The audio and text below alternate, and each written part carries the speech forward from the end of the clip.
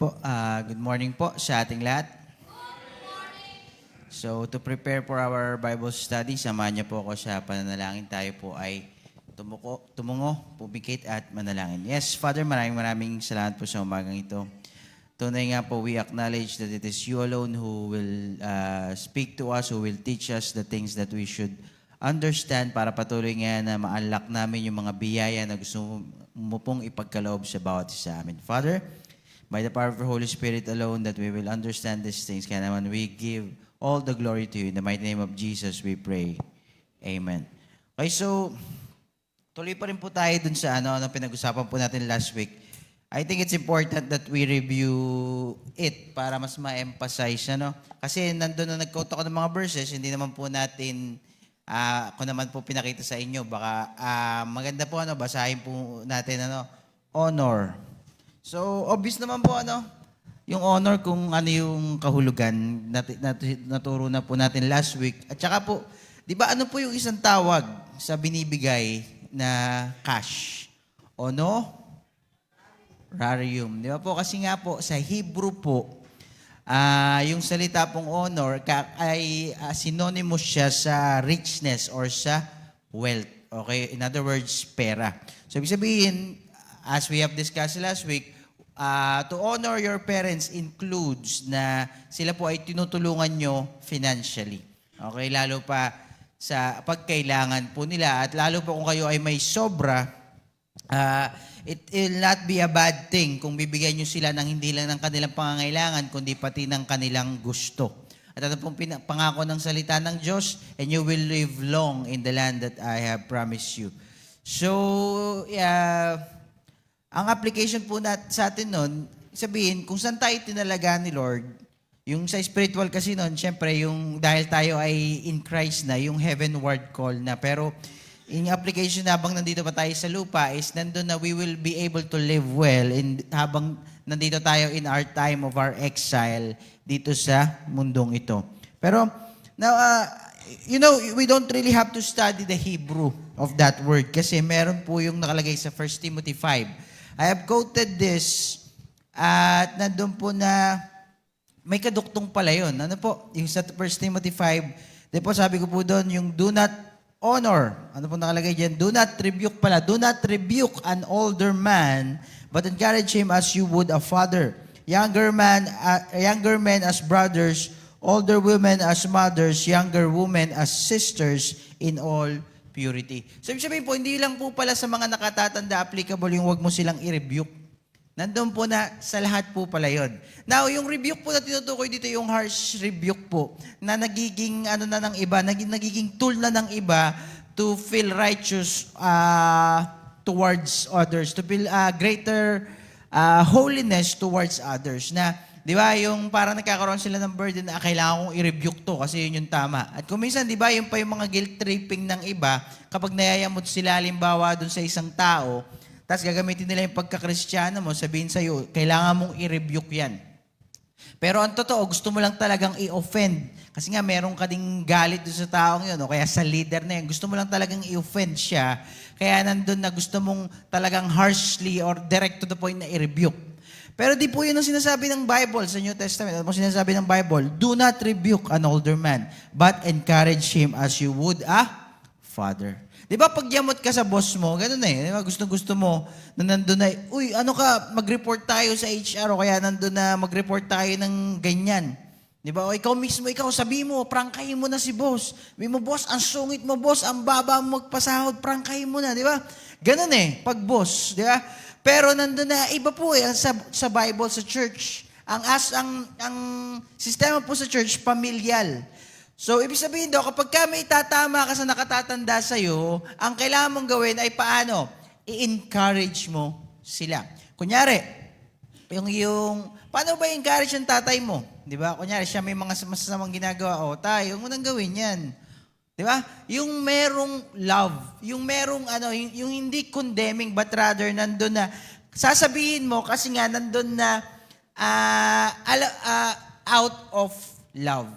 Kung papansin niyo po maigi, medyo focus lang po natin to ng saglit. Kanino ba tayo hindi nakikinig? 'Di ba? Sa mga rebuke. Kapag yung rebuke ay tunog atake. lalo pa 'di ba sa mga matatanda, kapag ka nandun na feeling nila inaatake mo yung authority nila, nandun na talagang hindi yan makikinig sa'yo. Kasi nga nagiging tingin nila sa'yo, kalaban.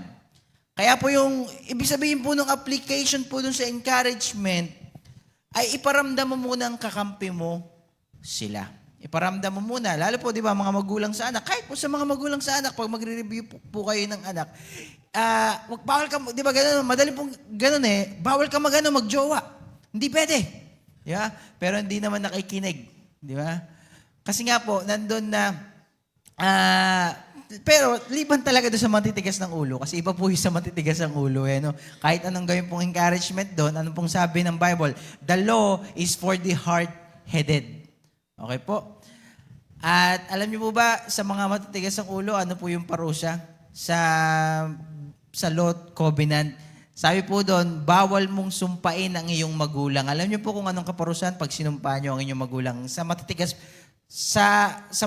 po ang ulo, sa mga hindi nakikita. Alam niyo po ba kung ano yung kaparusahan pag sinumpa mo niyo ang inyong magulang?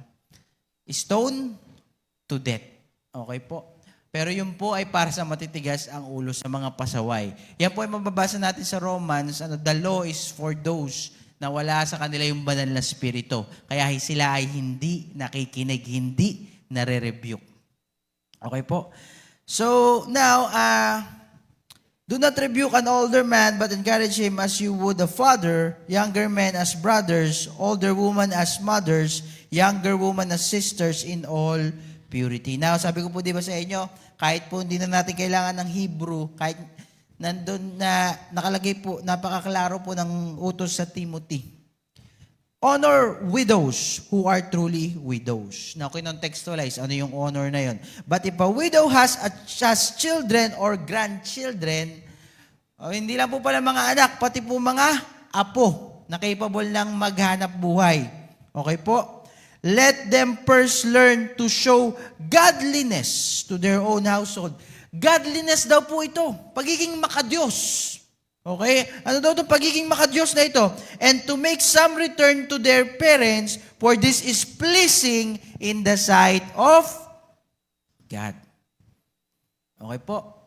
Lalo pa kung sa mga widow, kung wala nang kasama sa buhay, the children and the grandchildren, it will be very pleasing to God na kayo po ay tutulungan niyo po yung inyong lola na wala nang kasama sa buhay. Okay? She who is truly a widow, left alone, has set her hope on God and continues in supplication and prayers night and day. But she who is self-indulgent is dead even while she lives. Okay, that is self-explanatory.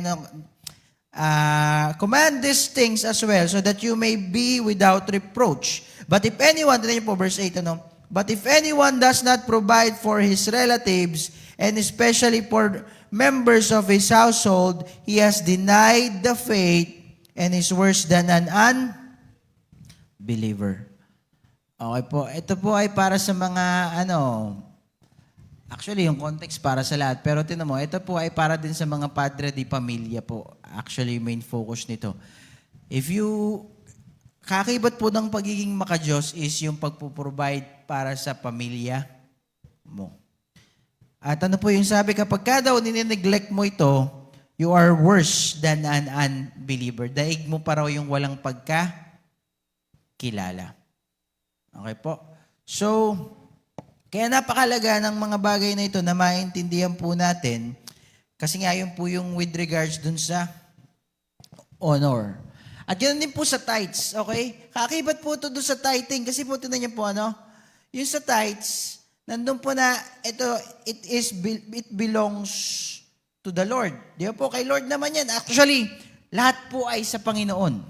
And for the Lord to ask for 10%, yun po dapat ay hindi na big deal. Alam niyo po, I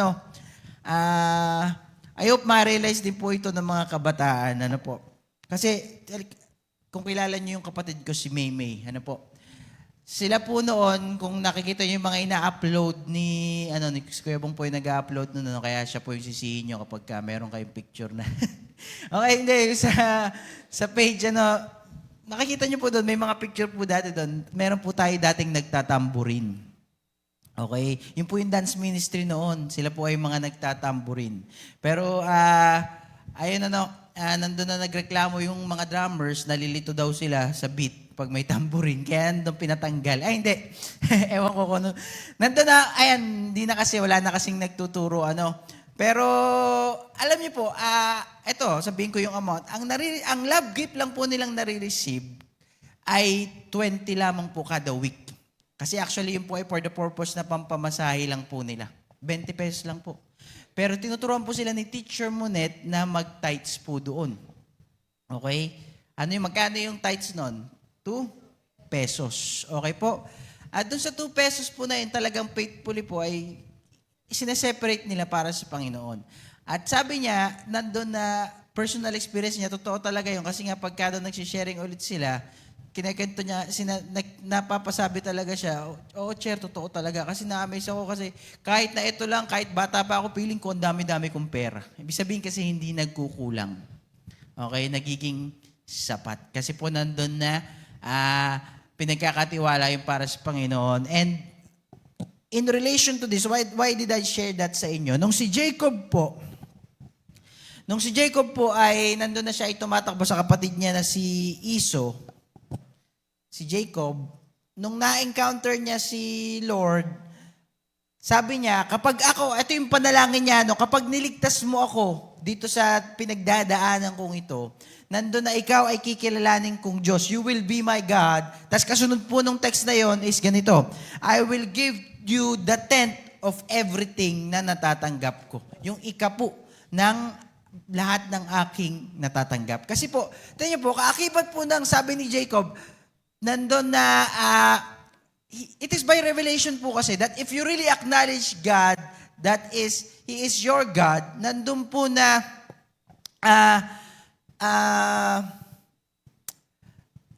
kaakibat po nun is you honor Him as well.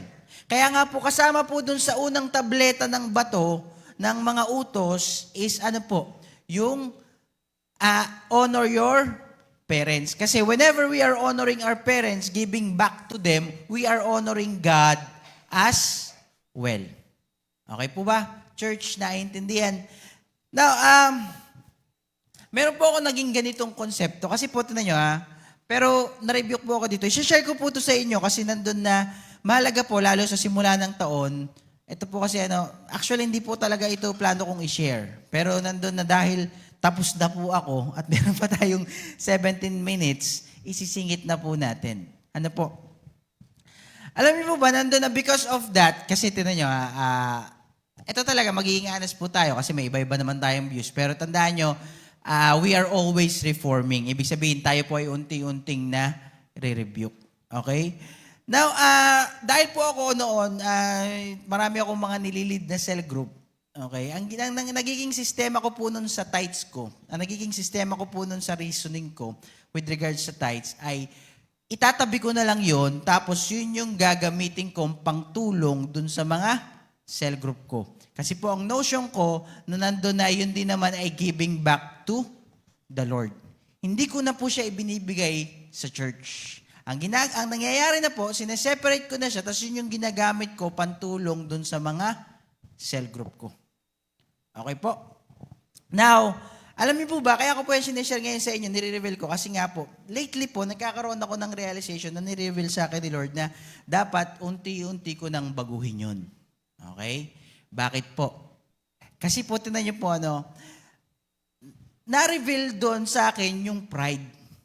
Na mayroon pala akong pride kung bakit ko ginagawa yun. Bakit? Kasi, ang nangyayari po pala, hindi si Lord necessarily nagbibigay. Gusto kong kuhain yung credit na ako yung nagbibigay sa kanila at hindi yung church. And sabi ko, pinarealize sa akin, Lord, mali nga yun. Kasi parang nangyayari kasi, yung tao, ako ang sinusundan. Kasi ako yung nagbibigay sa kanila eh. Kaya sa akin sila ngayon, nako-honor, dumedepende. Okay? At nandun din na kahit nasabihin natin hindi ganun, pero nagkakaroon sila ng utang na loob sa akin. Kahit sabihin ko man sa kanila na hindi, yan ay yung kay Lord, kasi yan yung tithes ko, binibigay ko sa inyo. Kahit sabihin ko man yun sa kanila na ganun, hindi po madali sa puso nila na i-deny yun. Kasi ang nangyayari pa rin, nagkakaroon pa rin sila sa loob nila ng utang na loob sa akin. And which is hindi po maganda kasi dapat kay Lord purely, directly yung utang na loob nila. Kaya po mali pala, although ganun po yung naging reasoning ko, mali po pala yung kasi nandun na, it reveals that I have pride. Para po ako nagiging politiko na ginagamit ko yung pera ng taong bayan para sa akin sila magkaroon ng utang na loob at hindi sa kay Lord, hindi sa church. And because of that, I have realized this, na unti-unti, I will change those ways. Na what is for the Lord, I will give to the Lord. Unti-unti po. Ayan po, bago pa lang naman sisimulan. I am confessing these things sa inyo po. Ano? At nandun na hindi po mangyari yung ganong pagkakasala sa puso ko. At nandun din na hindi ko mailagay sa commitment yung mga tao na natutulungan ko. Hindi commitment sa akin, kundi para sila ay maging fully committed kay Lord. Kasi sa church nang gagaling yung binutulong sa kanila, hence, kay Lord sila may utang na loob. Purely in their hearts. Okay po, church, naintindihan? Now, this is for the mature. Okay, kasi po, tinan niyo po, lagi po itong tinuturo ng ating mga leaders kasi po, totoo po ito, may blessing po talaga whenever, kasi tinan niyo po, ito pong tithes, as we have studied honor, yun din po ngayon, ito din po yung way natin na ino-honor natin si Lord. Kasi nga, as Jacob experienced this, nandun na, you will be my God and I will honor you with all the things that I have, the 10% of all that I receive. Sinabi ko nga po sa inyo, hindi ito required. Pero tingnan niyo po bakit po natin ito itinuturo? Kasi kahit hindi ito required, ito po ay nandun na natural po dapat. Okay, naintindihan? Bakit hindi ito command? Kasi natural Di ba po? Ang isang bagay na natural, hindi na yan inuutos. Kaya nga po sa 10 Commandments, hindi po kasama ang tithing. Kasi po nandun na, ibig sabihin, hindi siya main talaga. Kasi natural na yon na mag-honor ka kay Lord. Pero it is a command. Okay? Clear po tayo dyan. Under the law, it is a command. Pero if you are a mature Christian, nandun po na you will look at how actually, pagka nga po grace covenant ka, mas matindi pa kasi buong buhay mo dapat ay para sa advancement na ng kingdom ni Lord. Ibig sabihin, maghahanap buhay ka. Kaya ka maghahanap buhay, yun ay para sa kapurihan ni Lord. Okay po? So, now, ito po yung maganda rin pong sikreto. Although hindi po ito sikreto. Para ito po yung, marami na po nagtetestify, di ba? Kasi po, kay na Pastor Joe, lagi po din na-testify ni Pastor Joe. Ang nagiging notion po kasi natin, yung malaking halaga lang, dapat yung malaking halaga lang. Pero di ba, sinare ko nga po sa inyo yung testimony po ng kapatid ko, na ultimo yung maliit, nandun na, napaka-appreciative po ni Lord doon na gagawin pa rin natin yun kahit nakatiting lang yung ating natatanggap.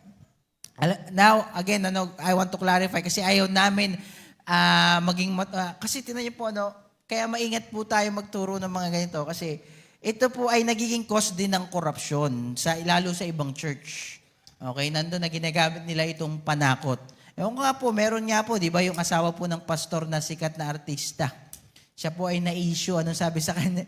Nandun na ninanakaw mo naman yung tithes. Okay, kaya mong kilala nyo yun. Kasi nga po, ito talaga ay kadalasan talagang issue ng korupsyon. Kaya nandun na medyo nagiging maingat po tayo. Bakit? Kasi nga po, ito rin po, ayaw po kasi naming lumabas na kaya gusto nating dumamo yung membro natin, kaya gusto naming marami tayo, para marami rin yung magbibigay ng ikapo. Yun po ay kaya nga nandun na nagiging maingat po tayo sa pagtuturo dito. Kasi nandun na ayaw po rin ni Lord ng gano'n. Kasi anong sabi ni Lord?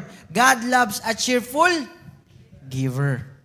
At nandun na, kayo po, di ba? Pag magbibigay kayo ng regalo nang hindi naman bukal sa loob yung pagbibigay, at tinan niyo po, it defeats the very word, honor. Di ba? Yung sa tithing, kung yan ay gagawin mo nang wala ka namang respeto dun sa paggagawan mo, it will not produce honor or respect. Okay po ba? So, kaya po, nandun po na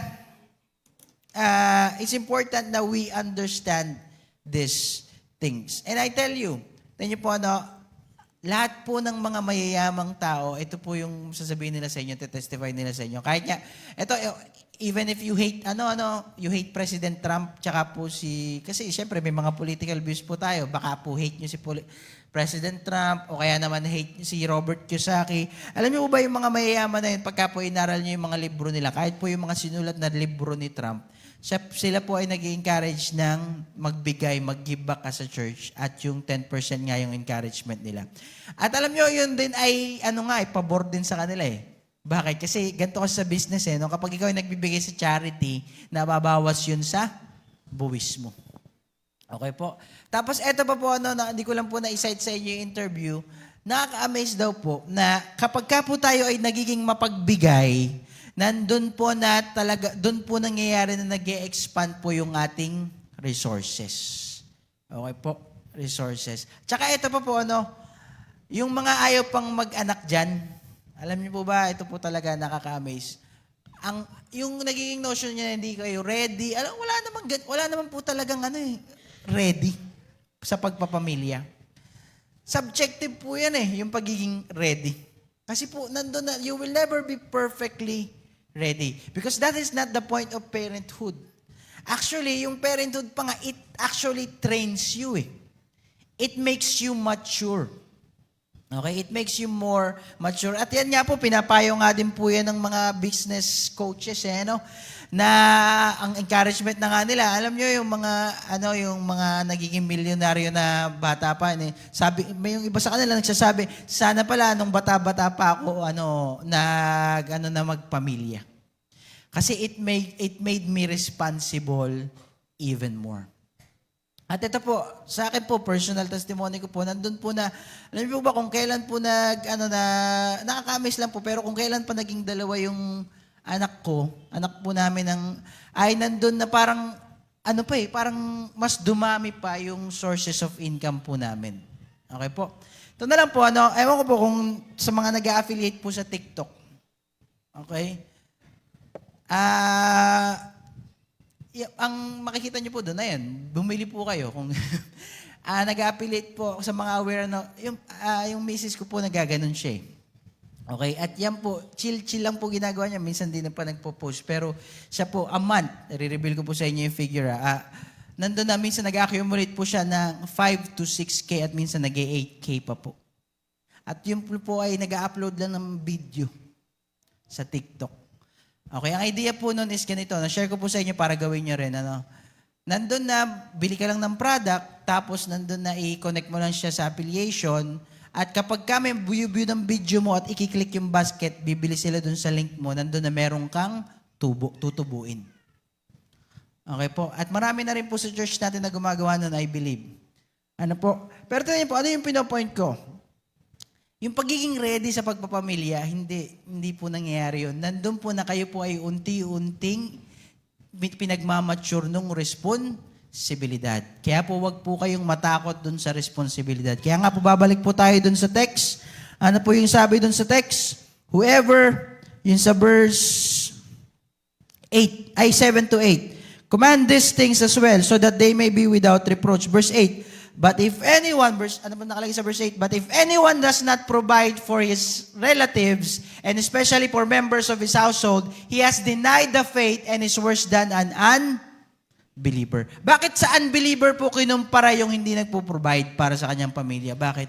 Kasi para kang walang Diyos. Kung ayaw mo maghanap buhay, at minsan nagiging excuse mo yun na hindi ka maghanap buhay kasi kukulangin pa rin yung sasahurin ko.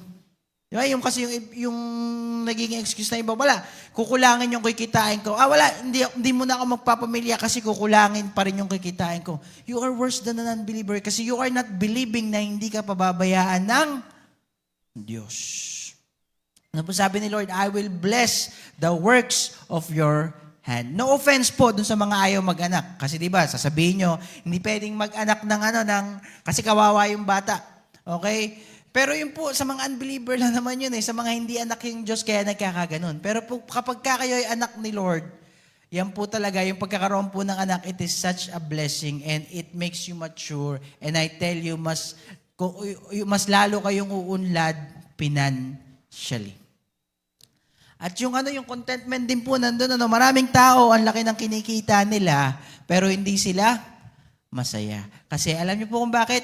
Natural nature po nating tao ang magbigay. At mas masayang magbigay sa sarili mong anak. Kasi imagine mo, kahit kung ikaw meron kang kadamutan sa puso mo, hindi ka makakapagdamot sa anak mo. Bakit? Kasi ikaw din yun na maliit na version mo. Di ba? Kaya nandun na ikaw, magsisipag talaga ako, mag-aano talaga ako para nandun na mag-provide. Okay po? So, naintindihan, church? I hope wag po natin i-disregard ito, at especially sa mga anak. Kasi po, para po sa bawat isa po sa atin ito, wag po natin kalimutang magbalik sa ating mga magulang. At yan po, alam nyo, may blessing po yan na material na balik. Pero, I know, wala po magdidelay nito. Na kapag ginagawa po nyo yun, di ba, ang sarap sa pakiramdam. Yun po kasi yung banal na spirito kumikilos sa puso nyo. Ano pong sabi ng Bible? Pwede nyo na po itong kuhain.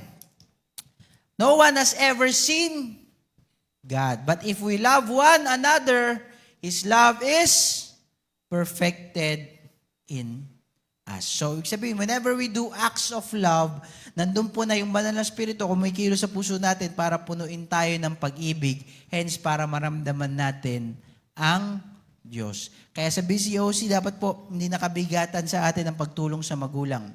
Hindi nakabigatan sa atin ang pagiging faithful po dun sa ating mga para sa Panginoon. At alam niyo po ba, yan po, given na po yung material blessing, given na po yung, yung spiritual blessing. Pero isa pa pong benepisyo niyan is yung pagiging mature nyo po. Nandun po, tinan nyo, alam nyo ba, number one na problema kung bakit sa pera ay nagkakaroon tayo ng problema, kasi po hindi po natin nababantayang maigi. Masyado tayo nagiging gastador. Pero kapag ka po kayo nagsimulang mag-tithes, nandun po na mangyayari na magko-compute po kayo lagi. So dahil doon, naobliga kayong bantayan lagi yun yung pananalapi, hence nagiging mas responsable din kayo sa paghawak ng inyong pera. Okay po? So sige po, I hope nandun po na tumatak pong maigiyan sa ating puso at isipan. Pwede po ba tayong tumayong lahat? Samahan niyo po ako sa panalangin. Father, maraming salamat po for this wonderful morning. For teaching us, Lord God, that honor, kakaibat po ng honor is yung pagbibigay, yung pagbabalik, giving back. At the end of the day, Lord, we are just stewards. Lahat po ay sa'yo. Even our children ay sa'yo. Ito ay pinagkatiwala mo lamang po sa amin. Father, alisin mo po sa aming puso na whenever we give, kami ay nawawalan. Huwag mo po kami sanang igayas, huwag po sana mangyari na kami ay parang mga unbeliever na walang Diyos. Bagkos, Lord, kapag kami nagbibigay, nandun na problema mo yun kung kami nawawalan. Kaya problema mo ring palitan yun. Because at the end of the day, we are under your care. And those who trust in you will never be put to shame. Kaya naman, Father, as we have discussed these things, nawa, unti-unti po kaming maihanda at maiprepare sa mga ganitong bagay at sa pagsisimula po namin, patuloy na pagsisimula namin ng aming taon, nandun na hindi lamang spiritual ang maayos sa amin, kundi maging ang aming buhay, ang aming pinansyal. And ito ay magagawa namin sa pamamagitan ng pagsunod at pagtitiwala sa iyong mga pinag-utos sa amin. Kaya Father, maraming salamat po. All these things we pray in the mighty name of Jesus. Amen. Good morning, church! Good morning! At good morning din po sa ating online viewers. Maaari bang sa umagang ito, simulan po natin ng masaya at masigla ang araw na ito. Amen! Kaya sawang tayo umawit at sumayaw sa ating Panginoon.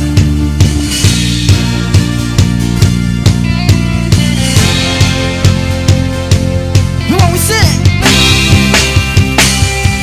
There is joy in the house of the Lord. There is joy in the house of the Lord. There is joy.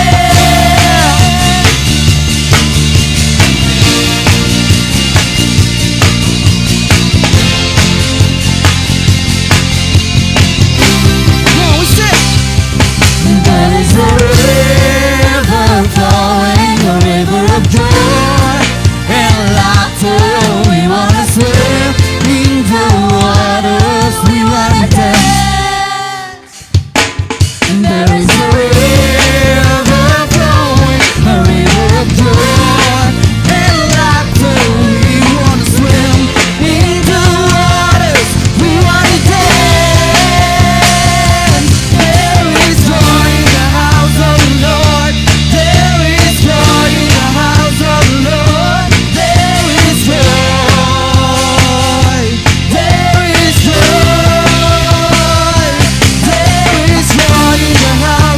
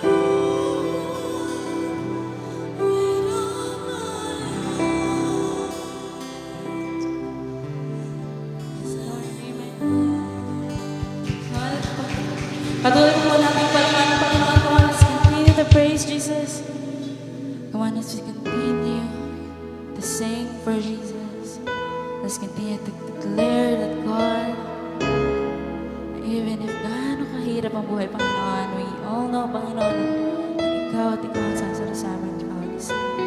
So we continue to speak with Him. Come on, give the highest praise for Jesus.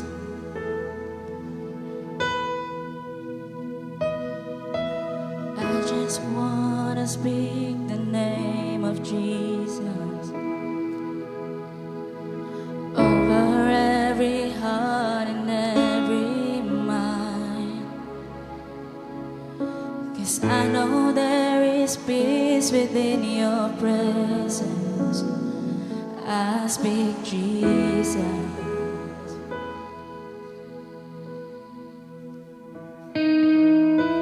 I just wanna speak the name of Jesus till every dark addiction starts to break, declaring there is hope and there is freedom. I speak Jesus. Come on, sing your praise. Your name is power. Your name is healing. Your name is love. Yes, it is. Break every storm. Shine through the shadows. Burn like a fire.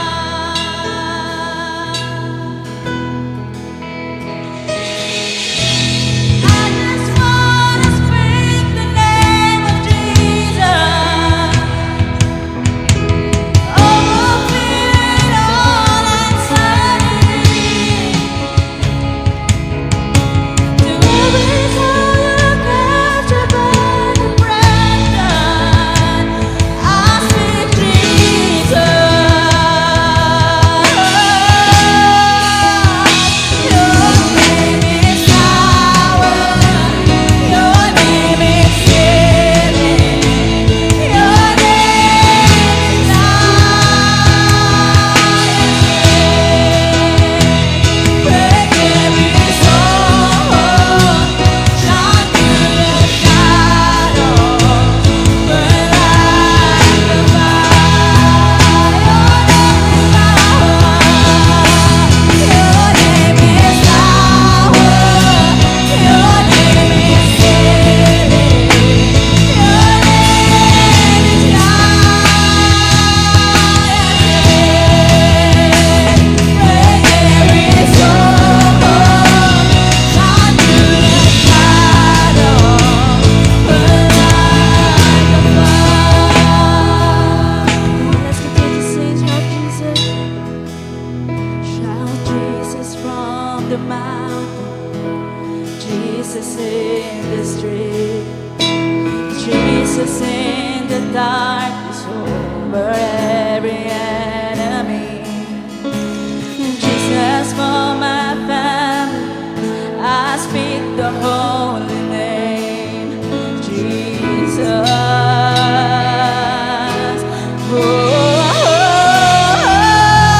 Shout Jesus from the mountain. Jesus in the sea. Jesus in the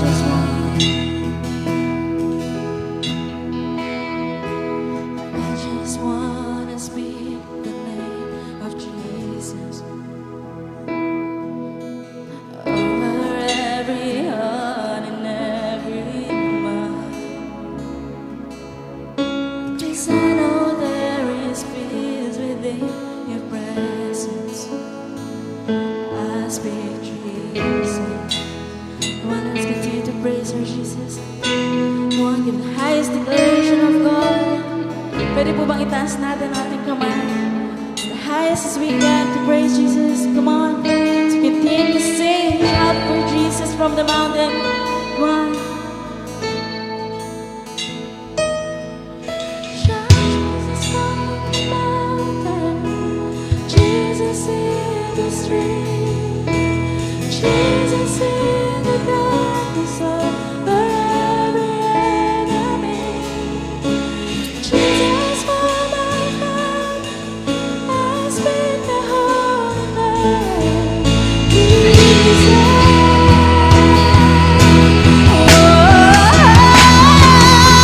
Shout Jesus from the mountain, Jesus in the dark, Jesus in the darkness over every enemy, Jesus from my heart, I speak the holy name, Jesus.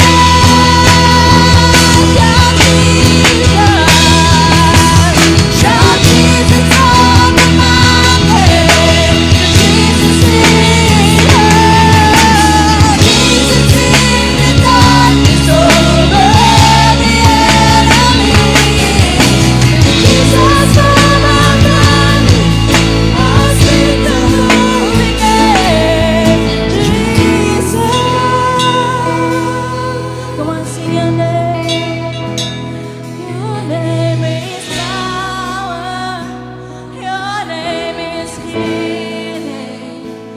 Your name is life. Yes, it is. Break every storm. Shine through the shadows. Burn like a fire. Come on, let's sing without any instrument. Your name is power. Your name is healing. Your name is love. Yes, it is. Break every stronghold. Shine through the shadows. Burn like a fire. Come on, give the highest clap for Jesus.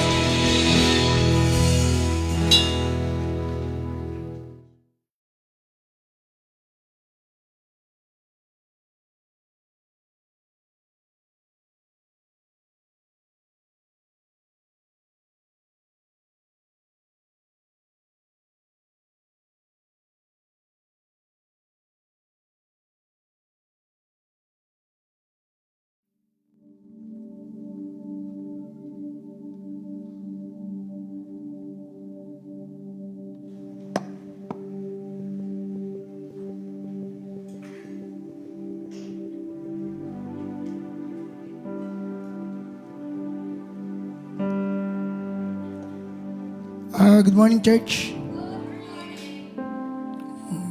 Bago po natin tanggapin yung dalawang bagay nito, ang saro at katawan ng ating Panginoon, inaanyan niya ako po lahat na bawat isa na magbulay-bulay at magmuni-muni upang maging karapat-dapat po tayo sa bagay na ating po tatanggapin.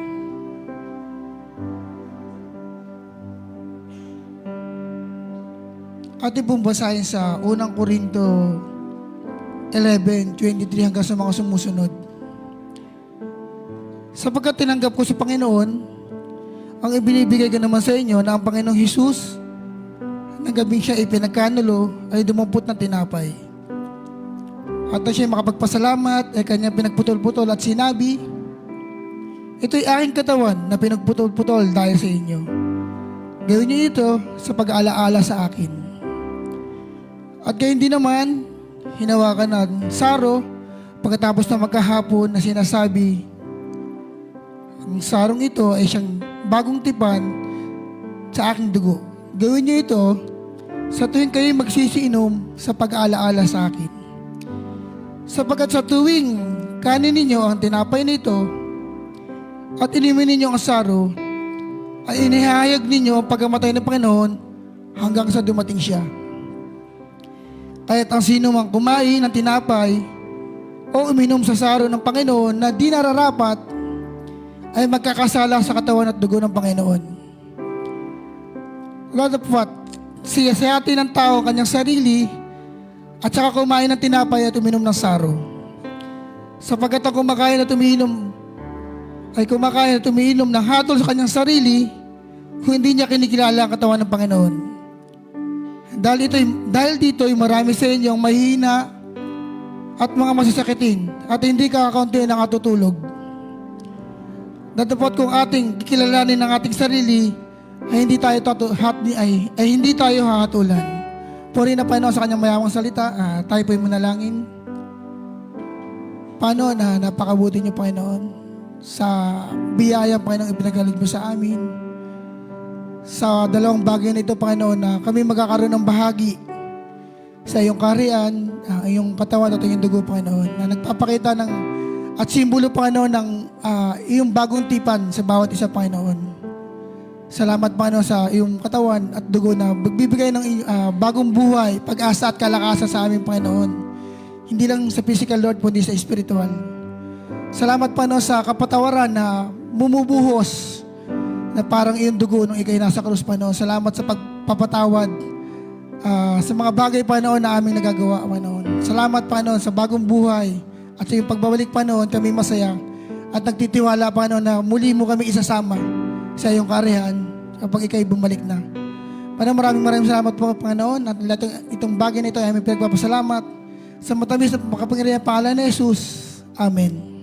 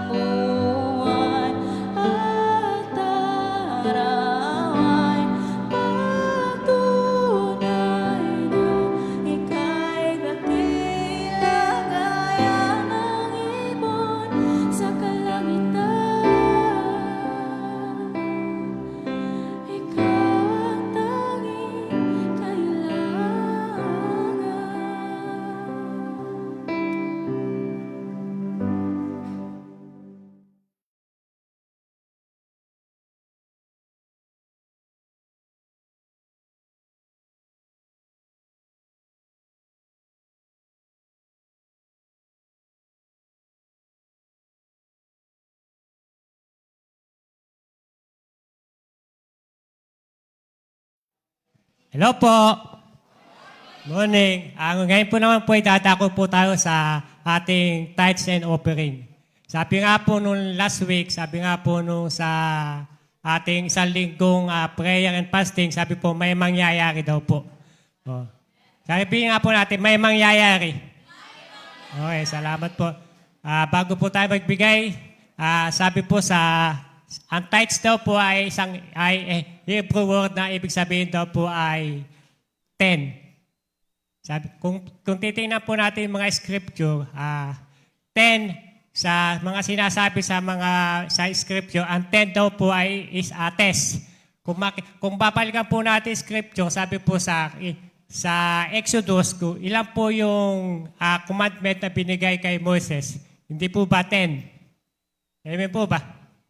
And then, kung makikita po natin sa scripture, yung bago po pinalaya ang Israel sa Egypto, ay nagdaan muna po ng 10 pledges. Kumbaga po, 10 is a test. Ganyan din po kay Daniel po doon sa Daniel 1:11 to 16. Sabi po ni Daniel, subukan nyo kung hindi kumain ng pagkain ng hari sa loob ng 10 araw. At ang nangyari po ay, nung hindi siya kumain ng pagkain ng hari sa loob ng 10 araw, naging mas malusog po si Daniel kaysa ibang tao na kumain ng pagkain ng hari.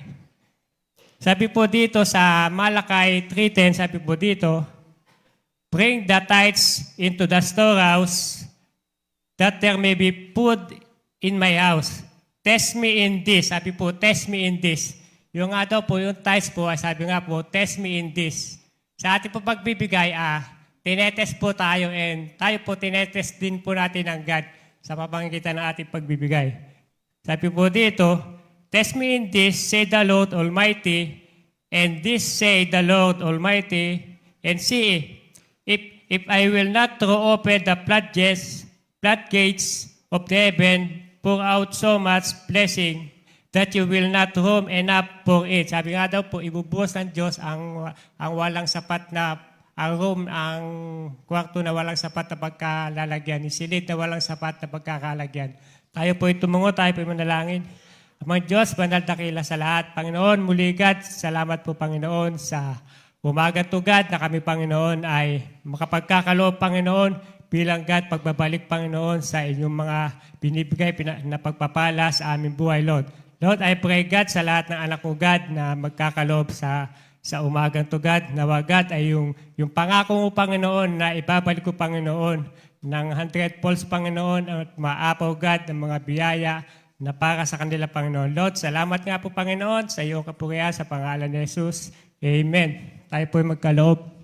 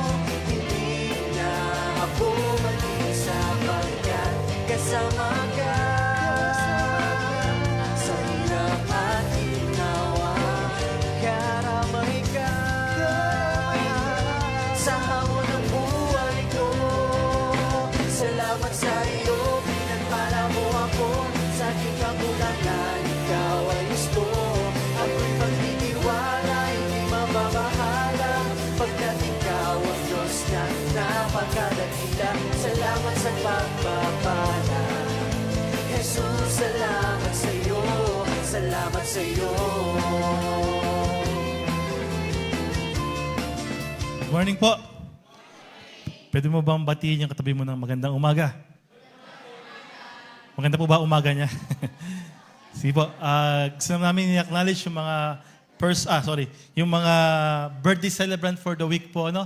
Siya po ay si Sister Sedi Yamuta, si JB De Asis, si Sister Plerida Castañeda, si Elisha Daelo, Sister Loida, birthday din po, at saka Sister Yen Angelo. Happy birthday po sa inyong lahat. Kayo po pagpalain po ng ating Panginoon sa inyong mga kaarawan. Ano?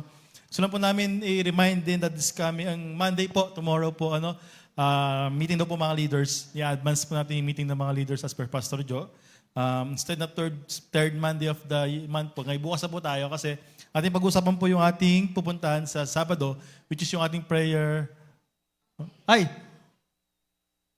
May kumakaway eh. Sorry po, May akong tutuloy ito. Ito muna tayo. Sorry po. Happy anniversary po, Pastor Joe and Dr. Ellen. Pasensya na po, Anniversary po. Mukhang malakasan po ito tayo bukas, Mukhang naramdaman ni Pastor Joe, Kaya siguro napatawag ng meeting bukas. Tsaka po kay Bro Edwin and Sister Liwa. Malakasan talaga to. May meeting po kami bukas, kaya po i-announce na rin po. January 13 po yan, happy anniversary po sa inyo. At saka po kay Brother Sed and Ate Ezra Joy Geronimo, happy anniversary po sa inyo. And meron pa po, si Brother Renato and Sister Tere Miranda, happy anniversary po sa inyo. Ba't ba na-overlook ko yung anniversary? Nakanote naman sa akin dito, Yan po. Sige po, tuloy ko lang po, kaya po meeting tayo bukas para po dun sa ating Prayer Mountain Touch of Glory po yun sa may Antipolo. Ang target po kasi ng leadership po ay after lunch po tayo nandoon. Kaya lang po ang Prayer Mountain po is up to 5 p.m. lang po. So kung aalis po tayo na after lunch, wala po tayong aabutan doon kasi buso-buso pa po yun Malayo-layo pa po yun. Mga 2 hours po ba? 2 hours po ba ang travel po nun? Siguro mga more likely 10 or 11 po alis dito. Pero nakapag-brunch na po, lunch na po siguro. Para doon po, konting merienda na lang po tayo doon. Kasi bawal pong pasok ng pagkain. Meron pong core cage. Kaya po hanggat maaari po ay merienda lang talaga siguro paglabas o pagbaba natin nung... Hindi po kaya akit na mataas sa bundok, Kahit po Prayer Mountain siya, paparada lang po yung sasakyan dun sa mismo mountain, tapos doon na po tayo maglalakad. Kaya yung mga interesado pong sumama, magpalista po kayo until today. O kaya hanggang bukas po max. Kasi parang malaman po namin kung ilan po yung sasama para sa sasakyan po. Pero ang ina-announce po ng karamihan is 100 po dun 100 sa registration fee. And probably po 100 mo sa transpo. Pero yung sa mga kabataan po kasi ginagawa ko po ng paraan yung mga bata.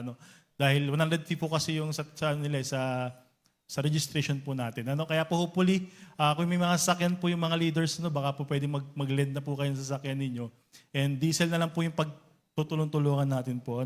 Sige po. Tapos, dahil po, Sabado po ito, ang practice po ng worship team, dance ministry po ay Friday po tayo, 6 p.m. po. Kasabay po natin yung gawain ng mga kalalakihan at kababaihan dito sa baba. Medyo maingay po kami sa taas ng Friday po. Kaya doon po kayo sa kids. So, wag po kayo dito sa may bandang likod kung kalalakihan po kasi hindi nyo po maririnig sa mga sarili nyo dito pag nagpa-practice na po kami. Tapos, nire-remind din po, nakapost naman po sa baba at saka dyan sa taas, may bago pong schedule ng kids zone. Actually, hindi po bago. Ang sistema lang po is para hindi po after service, kinakatok nyo po yung kids zone para umuwi na po yung mga anak ninyo. Hindi po. Hantayin nyo po matapos yung buong kids zone session, tsaka po kayo umuwi. Naintindihan po, church? Mga nanay po, especially po, hantayin niyo po matapos yung kids zone session bago po kayo umuwi. Hindi po nagkakagulatan, nagkakatok, tara na, uwin tayo. Tapos, hindi po, yan niyo po muna mag-fellowship muna kayo after ng church. Kung talagang hindi pa tapos po ang mga bata. Pero target naman patapos po kasabay din po ng service natin. Yan niyo po sila magbukas ng pinto. Okay po? Next, na-remind po namin yung ating upcoming na anniversary. Tapos na po tayo ng mga expenses po ng December. I hope po, tatabi na po kayo talaga para sa ating anniversary po this coming May 3 and 4, kung hindi ko kakamali. Tayo po ay mag-outing, 1,000 po per head yung ating magiging ambagan po dito.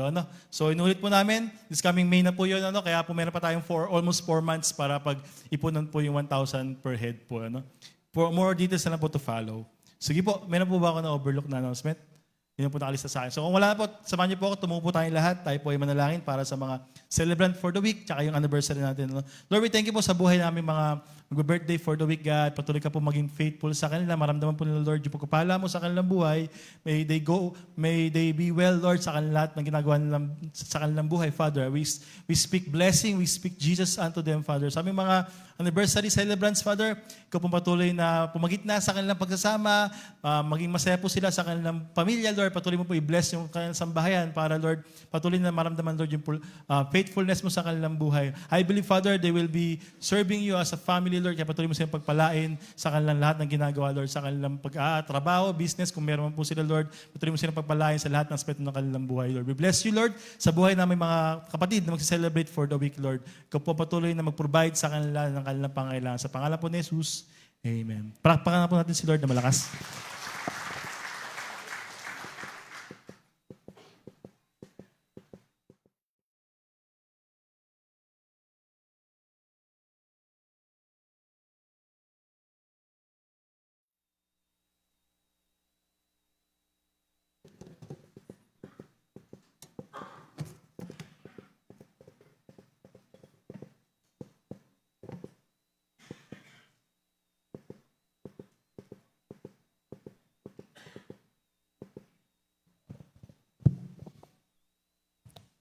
Magandang umaga po mga kapatid.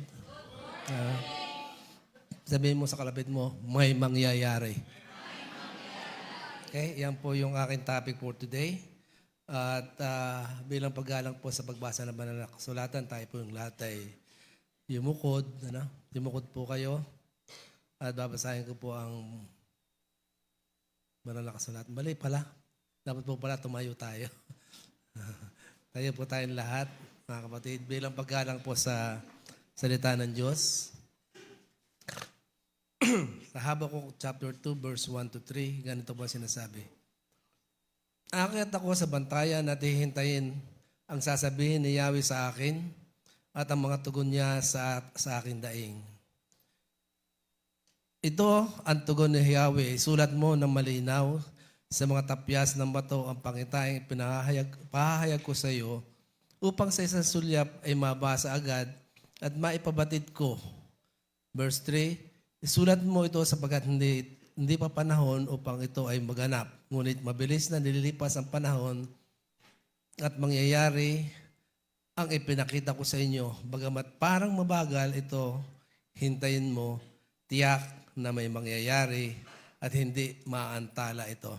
Pinagpala naman ng Panginoon mga salita ng buhay na ating narinig. Tayo po yumukod at manalangin. Heavenly Father, I ask in Jesus' name na bigyan mo po ako ng lakas mga sandaling ito, magpalang Ama. Lord, normalize mo po ang aking blood sugar right now sapagkat nararamdaman ko po na hindi po maganda ang aking pakiramdam sapagkat bumaba ng bigla ang aking blood sugar. Pero sa iyong pangalan, Panginoon, I speak Jesus para po sa aking healing right now at sa aking mga kapatid, mapagpalang Ama. Salamat po. Naramdaman ko po yung pagyakap sa bawat siya sa amin at naniniwala na sa mga salita ng buhay na aming pong maririnig, Panginoon, ikaw po ay magpapakita o magpaparamdam sa bawat siya sa amin ng mga salita na sa pamamagitan ng mga salita, Panginoon, na aming pong maririnig.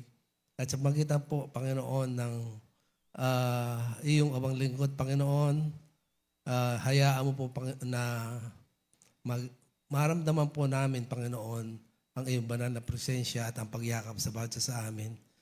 Sa pangalan po ni Jesus, Amen.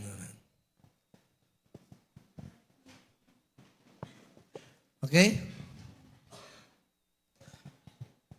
Una po dito, ay i-define po natin kung ano po ang ibig sabihin ng may mangyayari. Ang salita pong may mangyayari ay isang pahayag na nangangahulugang may tiyak na kaganapan o pagbabago sa darating. Karaniwan po ito ginagamit bilang pahayag ng pag-asa, pananampalataya o pananabik. Kaya sa madaling salita po, ang salitang mangyayari ay hindi lamang po simpleng salita. Ito po ay panawagan ng, pakinggan po niyo ito mabuti, pananampalataya na nagsasabing hindi pa tapos ang Diyos sa ating buhay. Amen? Hindi pa raw po tapos ang Diyos sa ating buhay. Sa did you know that the transport system in other countries are very efficient. Ito po yung nakaka-amaze, ano? Kaya po, pagka, halimbawa, kagaya po sa Singapore, hindi mo na po hahangaring na magkaroon ng sasakyan. Kasi ang transport system po nila ay napakaganda. Very effective, ano? Sa Hong Kong po, kapag nabasa mo po yung train ay darating within 3 minutes, umasa ka darating po within 3 minutes. At sa Japan po, ano? Dito po nakaka-amaze to, ano? Pag sinabi po nilang darating within 2 or 3 minutes, kailangan dumating. Kasi pag hindi po nila nagawa ito, ay babayaran po nila ang mga commuters. Di ba? Nakaka-amaze. Pag hindi po nakarating ng exact time, babayaran po nila tayo kung kayo po ay mga commuters. Ano? Amazing, ano? At dito po sa atin, sad to say, na kapag nabasa mo po doon sa monitor, doon sa mga LRT, na nakalagay is darating within 2 minutes. Ano? Maya-maya, after 2 minutes, wala pa. Biglang a-appear po ulit doon sa monitor, yung sa mga time na nandoon, na nakalagay po doon ay darating within 3 minutes na bago. Pag hindi pa dumating ng 3 minutes, maya-maya, ang nakalagay na po doon sa monitor is darating within 5 minutes. Amazing, ano? Yun po yung katotohanan po dito po sa ating transport system. Kaya po, pag ikaw ay maghihintay yung mga okay, sandali lang po, ano? Medyo nangangatog po ako eh.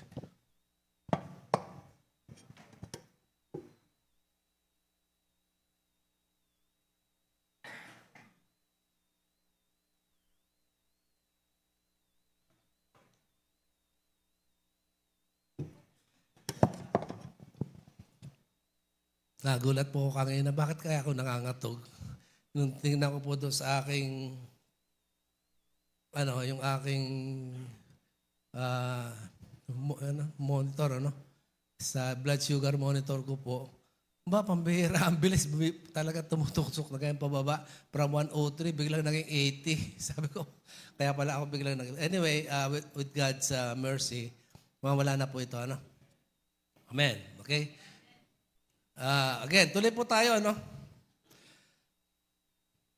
Kaya minsan, nakikita, yung pong mga, halimbawa, nakaranas po kayo nito, sa tagal na paghihintay, meron pong nagsumusuko na bumababa doon sa, sa abantayan, at sinasabi nila, nako, pag malilate na ako, kaya humahanap po sila na ibang paraan para po sa pagtatransport. Bakit ko po sinabi ito, ano?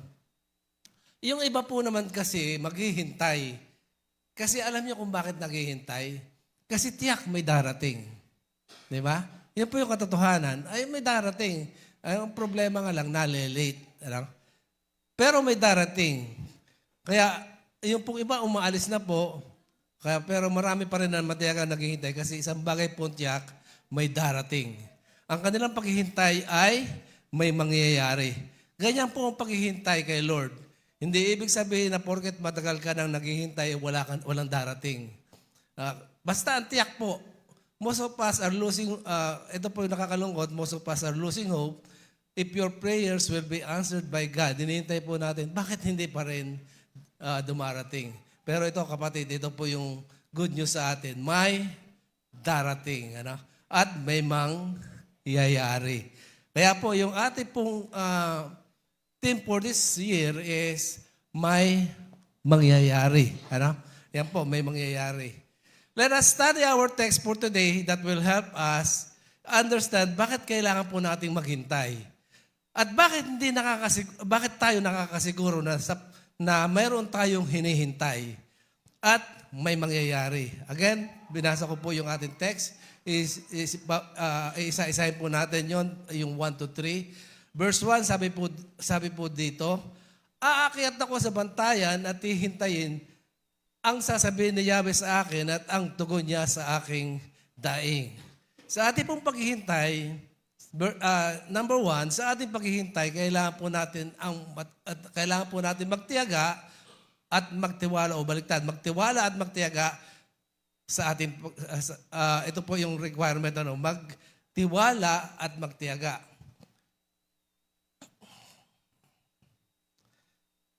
Gusto ko pong i-share po sa inyo yung context po ng verses na ito. During that time, yung pong early po part of this verse, sa Habakuk, laganap po ang kasamaan at karahasan at katiwalian sa loob po ng Huda. The reason why, kung kaya po pinahayag ng Diyos, nakakayaan niya na magdusa sa kamay ng mga Babylonians. Ang tao po, people of Judah, or yung mga Israelitas, dahil lang po sa kanilang pong mga kasamaan. In return, yun po nakakalungkot, na ibigay po, hinayaan po ng Panginoon na sakupin po ng Babylonians na alam po naman nila ng Panginoon na ang Babylonians ay sobra pong lulupit. Kaya what do we expect? Kaya po nagdusa po ng gusto po ang mga Israelites. Kaya po, yung pong situation na yon, yung scenario na yon, that's Habakuk question God sa nangyayari po sa kanila. Sabi po ni Habakuk, kailan ba ito matatapos? Kailan po kami makakaranas ng kaginhawahan? Kaya sa verse 1, this is what Habakuk's action. Ito po yung action ni Habakuk. Umakyat si Habakuk sa bantayan at sinabi niya, hihintayin ko ang sasabihin ni Yahweh sa akin. Ibig sabihin po, ito po yung makikita natin. Sabi po niya, hihintayin ko ang sasabihin. Teka, sandali. Nawawala po ako. Umakyat si Habakuk sa bantayan at sinabi niya, hihintayin ko ang sasabihin ni Yahweh sa akin. Makikita po natin that Habakuk is alert and si Habakuk po ay alerto at may pagtitiyaga at willing na makinig po sa ating Panginoon. Ang ginawa po ni Habakuk ay isang ehemplo kung paano tayo ay magbabantay at maghihintay.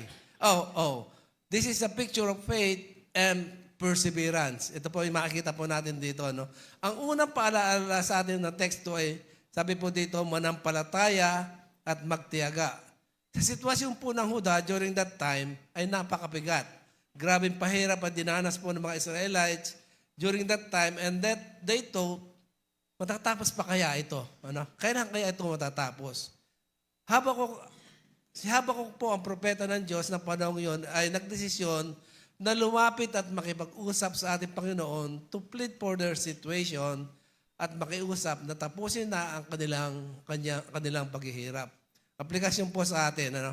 Marami po sa atin ngayon na maaring nasa mabigat na sitwasyon, maaring may problemang pinansyal, mayroong mabigat na karamdaman. Sitwasyon po na katulad po na dinadanas po ng bansang Huda o ng siyudad ng Huda during that time.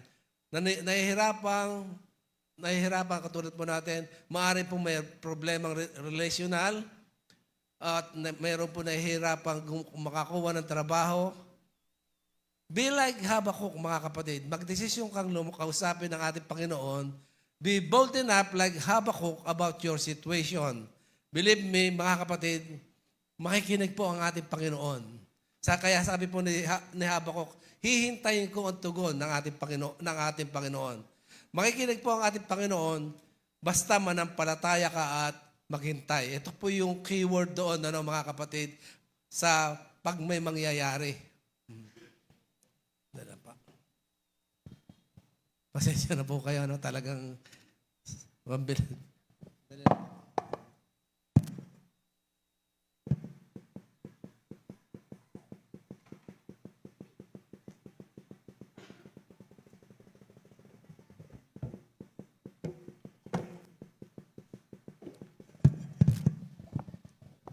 Ngayon po nangyari sa akin to na nataon pa doon sa pagpipreach, Sorry. Second, write your plans and make it clear. Sa verse 2, sabi po dito, ito ang tugon ni Yahweh. Isulat mo ng malinaw sa mga tapyas ng bato ang pangitahing ipahayag ko sa iyo upang sa isang sulyap ay mabasa agad at maipabatid ito. Okay? Kanina po, sabi po ng sinabi ko, hihintayin, sabi po ni Habakuk, hihintayin ko ang tugon ng ating Panginoon. At tumugon po naman ang Diyos, tumugon ang Diyos sa panawagan ni Propeta Habakuk, at ang sasabi ng Diyos, write the vision. Write the vision and make it clear. Alam po ba ninyo na ang pinakamabisang paraan ng plano ay sulat mo ito katulad ng ating ginawa po, di ba? Last Friday, ginawa po natin ito. Yung pong ating mga plano for this year, pinasulat po namin pagkatapos sa papel, pagkatapos ating pinag-pray. You know why? Napakahalaga po ito. Katulad po na sinasabi po ng ating Panginoon kay Habakuk. Write the vision and make it clear. Isinulat natin ang ating mga plano at kahilingan sa Diyos para sa taong ito.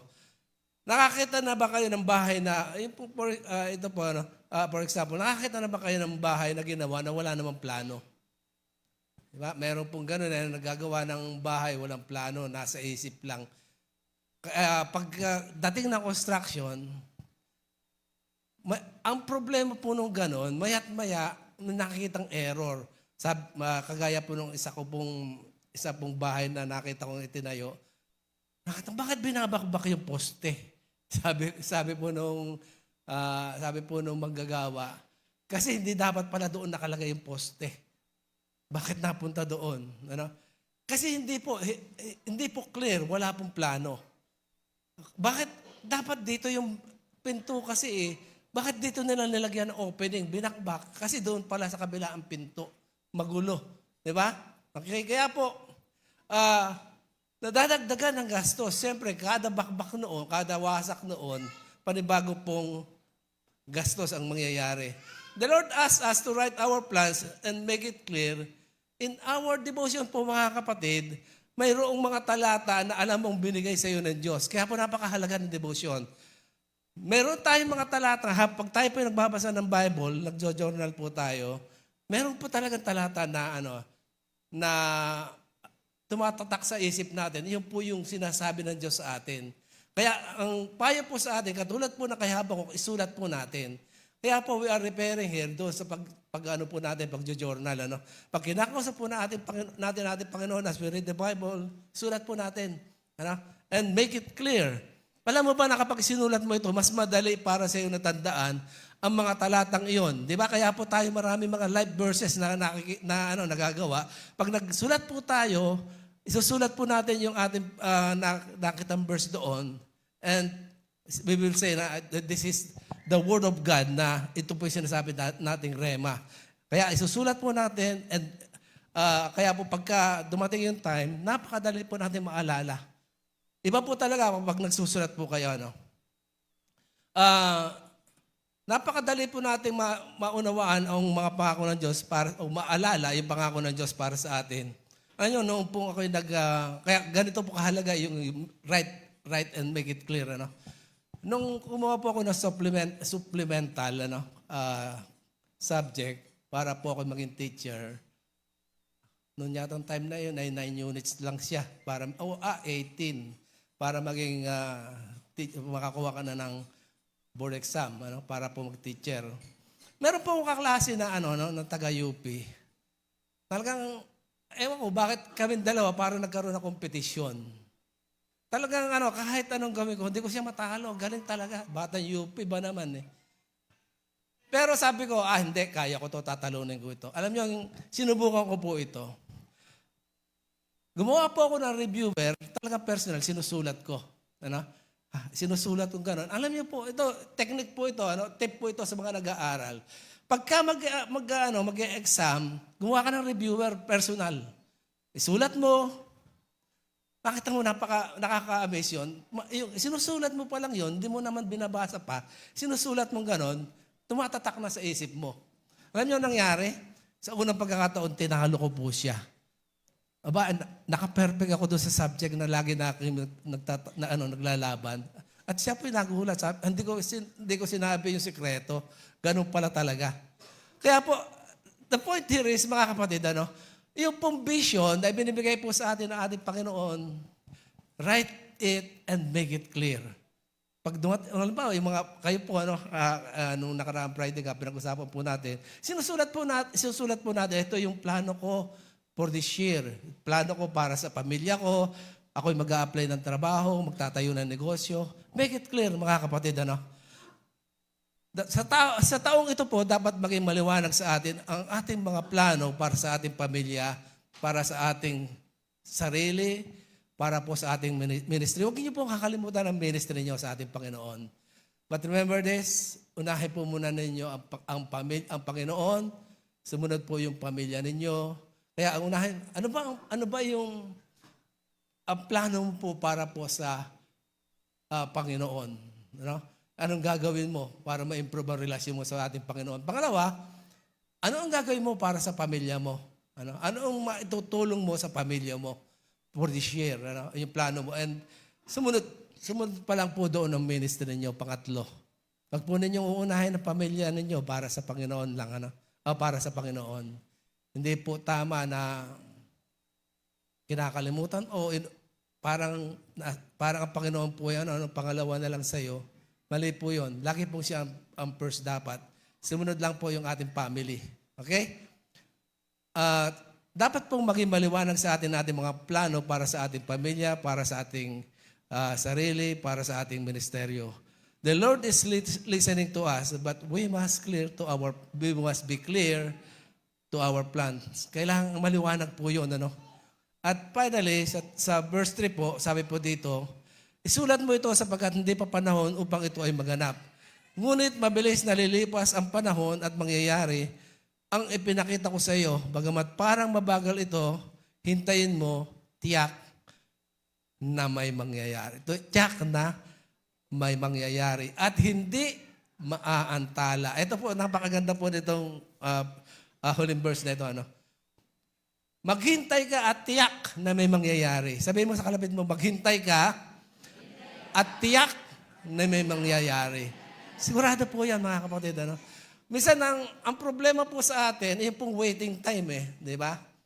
Bakit po 25 years bago po nakamit na-receive ni Abraham yung pangako ng Panginoon na through him, magsisimula po ay malaking lahi. Through Isaac. Di ba? Tingnan po ninyo, bakit 25 years? Sino po dito sa atin ang tagal-tagal na may hinihiling sa Panginoon, pero up to now, wala pa rin nangyayari. Taas po ang kamay. Iisa lang ang humihiling kay Lord. Ulitin ko po, Sino po sa inyo ang matagal nang may hinihingi sa ating Panginoon, pero up to now, hindi pa rin binibigay? Raise your hand. Okay. Yung po mga tumaas ang kamay na yan, ito po ang guarantee ko sa inyo, may mangyayari. At yung di po tumaas ang kamay, walang mangyayari. Joke lang po. Bumabalik-balik na po yung aking sugar siguro, kaya medyo naayos-ayos na ang utak ko. At tanda po natin mga kapatid, sabi po dito, ang ganda po na sinabi sa verse, bagamat parang mabagal. Ano po mabagal? Unti-unti po usod pagong. Parang ang tagal-tagal. Bagamat parang mabagal ito, ano pong gagawin natin? Nakasulat po dyan. Bagamat parang mabagal ito, hintayin mo. Kaya nga po sinasabi ko sa inyo, ito po yung problema talaga. To receive God's blessing, yung pong, alam nyo talagang, kung gusto nyo na hinihiling nyo napakalaki sa ating Panginoon, kapatid, ito po ang dapat natin gawin. Kailangan po ipananampalataya natin ay malaki din. Amen? Kaliliit nung hinihingi mo, kasi ang liit-liit ng tiwala mo sa Panginoon, hinihingi mo lang kay halimbawa, batya.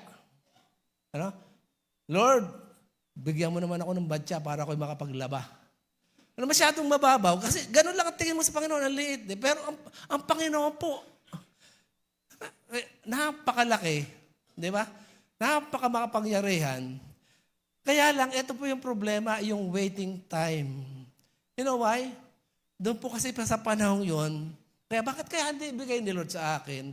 Ito pong tagal nang hinihintay na itong, halimbawa, let's say, umabot na po ng 70 taon. Patay ka na, sigurado na. Huwag naman gano'ng katagal.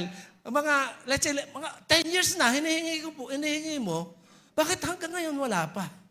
Di ba? Bakit gano'n? Alam niyo talaga po, ang sikreto dito is waiting period. Kung paano mo pinangahawakan na kahit anong mangyayari, hihintayin ko ito, Lord, at alam ko po, ibibigay mo sa akin. And during that time, mga kapatid, yung wedding period, inaayos ka ni Lord. Inaayos. Alam niyo bakit? Alam ba, humingi ka ng kotse. Sabi mo, Lord, bigyan mo naman ako ng kotse. Binigyan ka ni Lord. Pambihira, paglabas mo ng kotse, sabi mo doon sa mga busina ka ng businang ganyan, nagdadrive, nagyayabang ka na. Sabi, tumabi kayo dyan, sasagasaan ko kayo eh. Alam niyo, matutuwa po kaya nagbigay sa inyo, di ba?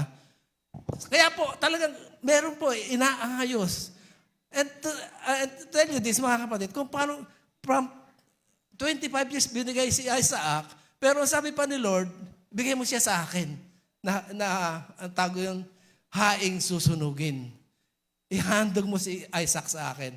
Alam niyo, ni katiting pong ni katiting na reklamo, wala po si Abraham. You know why? Kasi alam po niya that the Lord will provide. Kung kukunin man ni Lord si Isaac, papalitan din yon. I remember mga kapatid, nung po kami maibig sa aming unang bahay, from that moment, I start praying, Lord, bigyan mo naman kami ng dream house. Tapos nakakabigat pa sa akin, sasabihin ng asawa ko, pag tag-ulan, hindi pa ako nakakaranas ng bahay na walang tulo. Lagi po niya sinasabi. Kaya ako, siyempre, bilang ama ng pamilya, sinasabi ko, Lord, bigyan mo naman kami ng bahay. Tagal. Binigyan niya kami ng bahay. Nung ginagawa po namin yung bahay na inire-renovate namin, kasi luma nakaka-amaze po noon.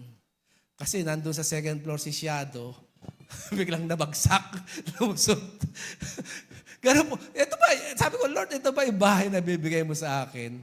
Pero almost 10 years or more than 10 years, mga kapatid, ibinigay ni Lord po ang aking dalangin. Binigyan po kami ng bahay.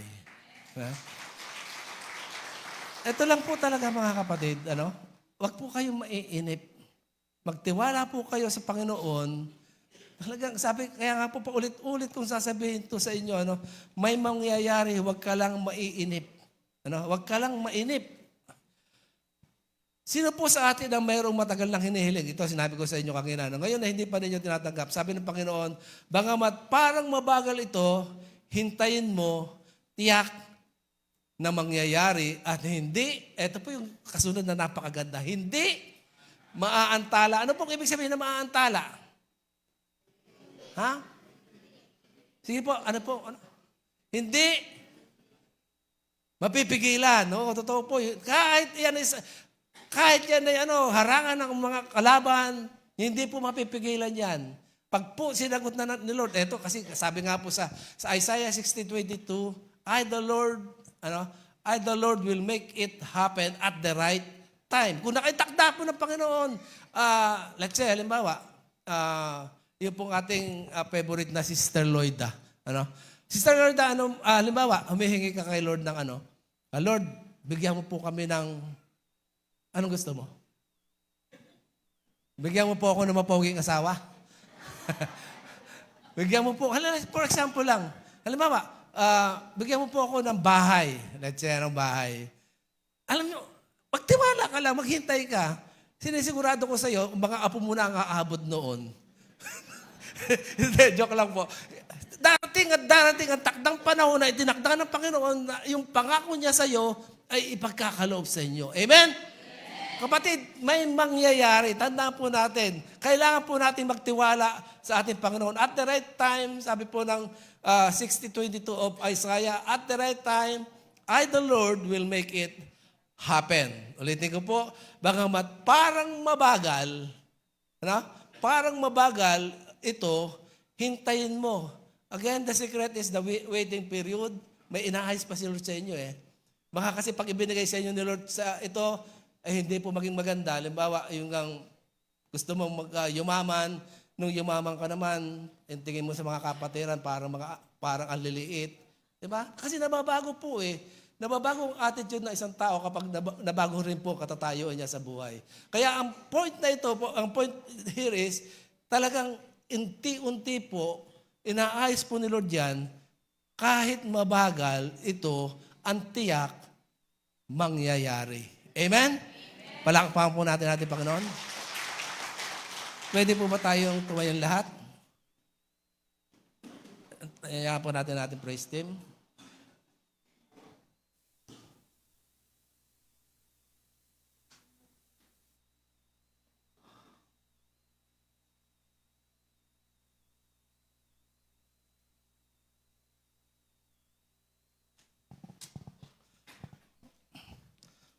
Ang mga Israelita po during that time ay nasa sitwasyon na parang imposible. Kaya nga po ang sabi po ni Habakuk, matatapos pa ba ito? Yung pagkaalipin na ito, yung hirap na ito na amin dinadanas. But they choose to surrender to God. Alam niyo po yung ginawa nila through Habakuk. They choose to surrender to God. Bumalik po sila sa ating Panginoon. Alam po nila na wala pong pwedeng mag-alis sa kanila sa napaka hirap na sitwasyong iyon maliban po sa ating Panginoon. They choose to surrender to God, and by His loving kindness, muli pong ni-restore ni Lord ang kanilang kalalagayan. Amen? Look at that, ano mga kapatid? Maaari pong napakahirap na inyong pinagdadaanan ngayon, kapatid.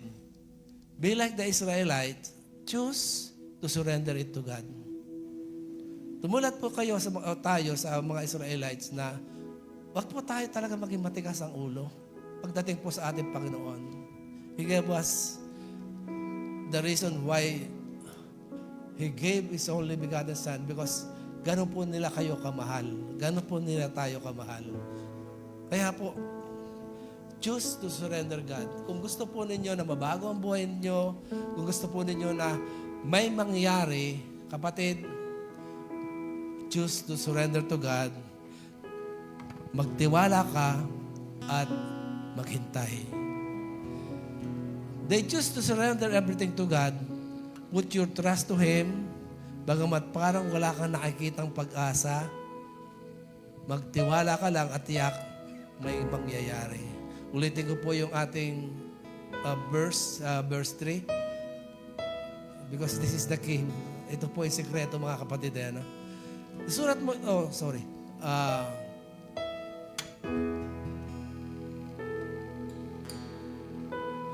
isulat mo ito sapagkat hindi pa panahon upang ito ay maganap. Kasi meron po talaga itinakdang panahon ng ating Panginoon. Ngunit mabilis nalilipas ang panahon at mangyayari ang ipinakita ko sa iyo. Bagamat parang mabagal ito, hintayin mo, tiyak na mangyayari at hindi ito maaantala. Choose to surrender, mga kapatid. Piliin po natin na magtiwala tayo sa ating Panginoon. Baka po isang step na lang, sumurrender ka, sumuko ka, sabi mo, hindi na, wala nang pag-asa. Isang step na lang. Isang step na lang, nandun ka na sa biyaya ng ating Panginoon. Pero lumayo ka sa ating Panginoon. Kaya choose to surrender, mga kapatid. At magtiwala ka, sumunod, at maghintay. Kapitan po natin ating Panginoon.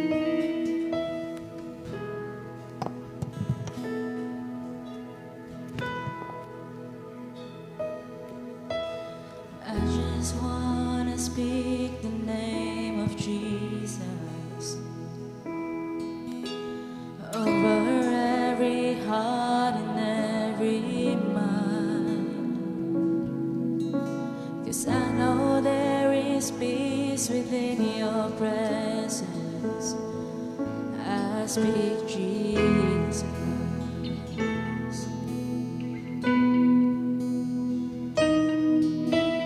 I just wanna speak the name of Jesus till every dark addiction starts to break, declaring there is hope and there is freedom. I speak Jesus.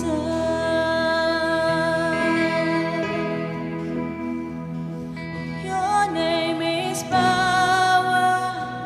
Your name is healing. Your name is life. Break every stronghold. Shine through the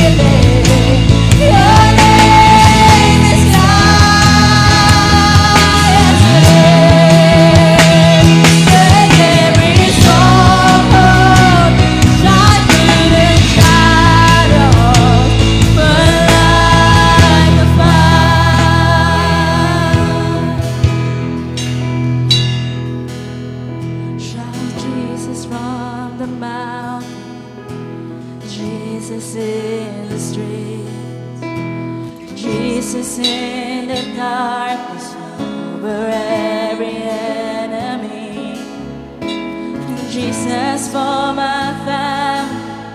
I speak the holy name, Jesus.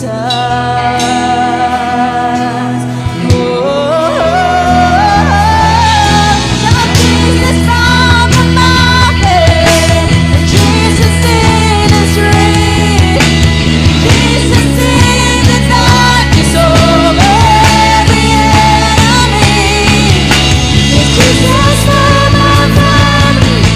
I speak the holy name, Jesus.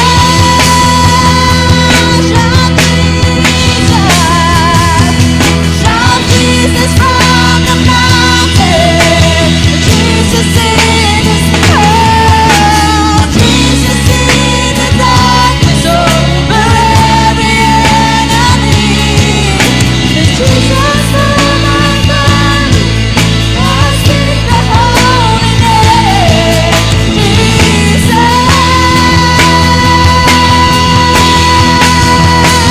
Your name is power, your name is healing, your name is life, yes, break every soul, shine through the shadows, but like the fire.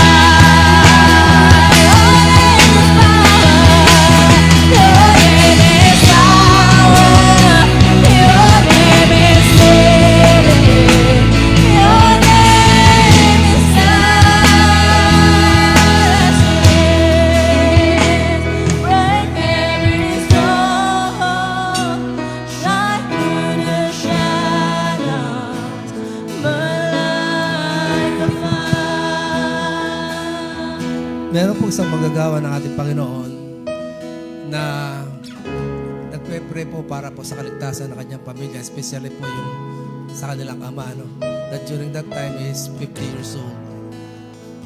They keep praying at ito po yung pinanghawakan niya. Ito pong Isaiah chapter 2 verse 3. Sabi po, pinanghawakan niya na bagamat mabagal, maghintay ka sapagkat tiyak ito ay darating at hindi maaantala. Pinanghawakan po niya ito, ano? Mga kapatid, alam niyo sa loob po ng noong 77 years old na kanyang ama, doon lang po siya tumanggap sa ating Panginoon.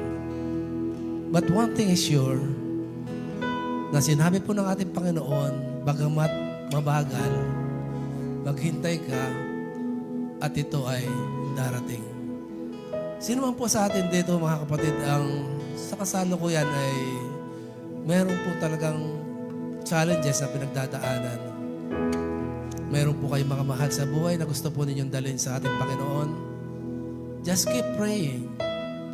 Tumulat po tayo kay Habakuk. Nag-pray siya po na nag-pray at sinagot ng ating Panginoon, maghintay ka at tiyak na darating. Yung po mga pangarap po natin sa buhay, yung mga plano po natin for this year. Kaya po, I declare mga kapatid that something good will happen to this church. Kasi alam ko po na may gagawin po ang ating Panginoon sa bawat pamilya po ng iglesyang ito. Just wait, mga kapatid. Yung paghihintay po natin yon, lakipan po natin ang pananampalataya. Huwag po tayong mainip sabagat ito ay mangyayari. Amen? Pwede po ba taas natin ating mga kamay? Panginoon, salamat po. Salamat po sa iyo. Salamat sa patnubay mo po sa bawat isa sa amin. Salamat po, Panginoon, sa pangako mo na may mangyayari. Bagamat kami po, Panginoon, ay matagal na naghihintay, bigyan mo po kami, Panginoon, ng pananampalataya na hindi po kayang wasakin ang kaaway during waiting period, O Lord. Para po, hindi po magtagumpay ang kaaway na wasakin ang aming pagtitiwala sa iyo, aming Ama. Salamat po, Panginoon Diyos, sapagkat naniniwala po kami right now, O Lord, as we speak Jesus sa buhay po ng bawat isa, na something good will happen sa bawat isa po sa amin. Panginoon, salamat po sa pangako mo Ito po yung pinangahawakan namin, yung faithfulness mo po, Panginoon, ang iyong katapatan na kapag sinalita mo, hindi po ito nalalaglag sa lupa na hindi po nakarating sa kinaukulan o sa iyong pinatungkulan. Kaya salamat po, Panginoon, sa mga pangakong ito. We speak Jesus, O Lord, para po sa bawat isa sa mga sandaling ito, kung ano man po ang pinagdadaanan ng aking mga kapatid. Salamat po, Panginoon, sa healing, sa blessing, sa pagpapala, sa pag-ayos mo po ng bawat relasyon ng aking mga kapatid. Hayaan mo po sa pamamagitan po ng mga bagay na ito, ay mabalik po ang kapurihan sa iyo, aming Panginoon, sapagkat ang lahat ay para lang sa iyo, aming Ama. Sa pangalan po ni Jesus, Amen. Amen. Muli po kami tatanggap ng pagpapala buhat sa iyo sa mga sandaling ito, Panginoon. At ang kadalangin lang po namin, linisin mo po kami, patawarin sa lahat ng mga pagkakasala upang kami po maging karapat-dapat sa mga pagpapalang ito. Sa nag-iisang Diyos na lubhang makapangyarihan sa lahat, mula sa Kanya ating tanggapin ang Kanyang mayamang pagpapala, ang biyaya at pagliligtas ng ating Panginoong Hesukristo at ang tanglaw at gabay ng Kanyang banal na Santong Espiritu ang patuloy na gumabay sa bawat isa sa atin mula ngayon at magpakailanman. Amen. Amen. God bless everyone. Hallelujah. Let's all declare on the count of